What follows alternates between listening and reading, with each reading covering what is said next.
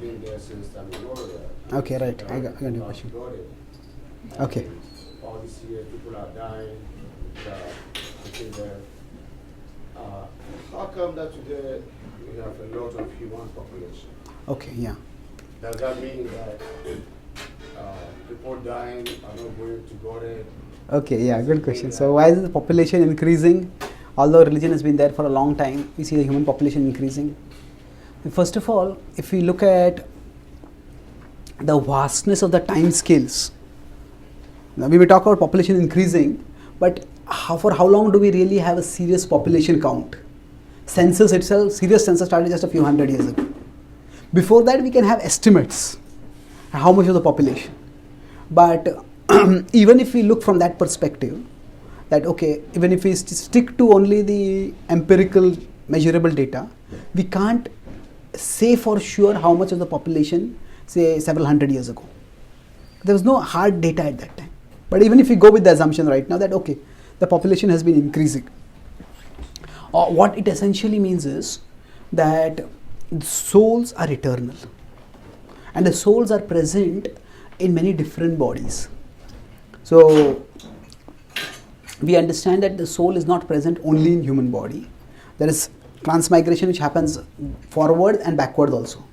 Forward means from the lower species to human species, and from human species down also to lower species. It goes both ways. So we may say that the human population is increasing, but the souls which are there in many different bodies, they can go from one body to another body. Now, have we done we have done a census of human beings, but have we done has anyone done a census of, say, the number of trees in the world, the number of grass in the world, the number of mosquitoes in the world? There are so many different species. So if we look at the history of the world in recent times, there is so much loss of biodiversity, so much trees have been cut down, so many animals have become extinct. So the souls, if we consider total number of souls may go from one species to another species. So all that we are seeing is the souls in human species are increasing, or rather human population is increasing. But conversely, there can be many other species whose count has gone down. And also another point is that in the Vedic understanding from the soul's perspective, the life is not limited to this planet. There are many levels, and the soul can go from one body to another body also. So if we look from the perspective of cosmic time, the few hundred years that we have counted population, it's like a very small time.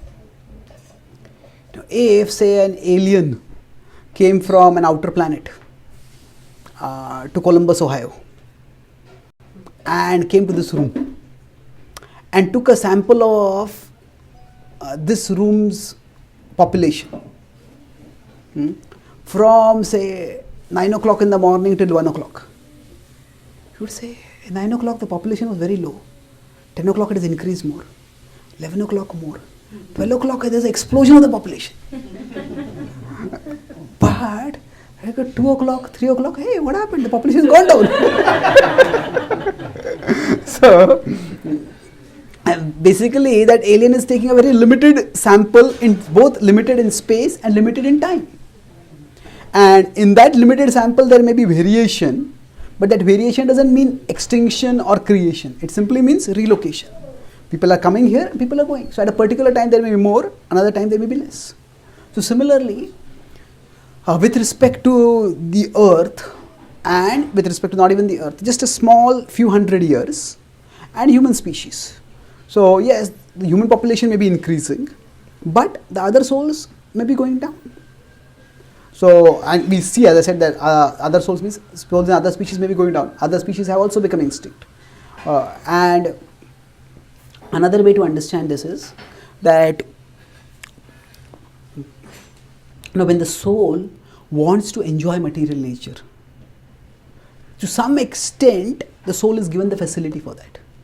So in the last few hundred years we have put all our intelligence, which is meant for spiritual growth, we have used it all to try to improve things at the material level. Try to combat disease, combat old age, combat mortality, infant mortality, combat various. So with this exercise of the intelligence, we can improve things. So we have improved things to some extent. But at the same time, So there is the free will of the soul by which the soul can act and improve things, but there is also the principle of karma. There is also the principle of that whatever actions we do, we'll get the reactions. And this is Kali Yuga. So this is the age of spiritual darkness. So what happens is that the people have created more and more comforts, trying to make this world a better place. But the karma and the karmic reactions are going to come. Whatever we do, the actions are going to come. So one way the increased karmic reaction, the karmic reactions which we have avoided by avoiding diseases, by creating some and more comforts through technology, one way those karmic reactions can come is through the increased population. So earlier we didn't have resources, people didn't have food to enjoy. Food, they had to struggle and scavenge to get food, even if we go simply by the narrative of history as we get from modern science. But now, because there is so much population, there is competition again for that. So the increased population, even in the relative framework of few years, could be a way in which reactions are coming. The increased population is not necessarily a good thing for places where there is a population explosion. It may be a good thing where the lifespan is increasing and where the facilities are available for people. But it's not true everywhere. So within the limited framework which we look at, we understand simply the variation from one species to another species. Souls in a particular species have gone up and souls in another species have gone down. And what could be the reason for that? As I said, one reason could be that we are just, the increased population is the way where, through which karmic reactions are coming to us. The increased competition that happens because of that. Another could also be that the souls are not evolving upwards. So Krishna says, Rajasas urdhvam gachanti sattvastha madhye tishtanti rajasa jaganya gunavrittistha adho gachanti tamasa. So those who live in Rajoguna, in the mode of passion, they stay here. So by the natural process of evolution, souls from the animal species are coming here to the human form. But most of the world today is in the mode of passion. There are few people in goodness, there are good number in ignorance also, but largely are in the mode of passion. So those who live in the mode of passion, they stay, Krishna says, the same level of reality. So souls from the lower species are evolving to human species. Majority of the human souls, they are not evolving upwards because they are not spiritually inclined. Nor are they in the mode of goodness. So they are in the mode of passion, so they are staying over here. So that could also be a reason why the population is increasing. But the population increase is simply a variation within space and time that we observe right now.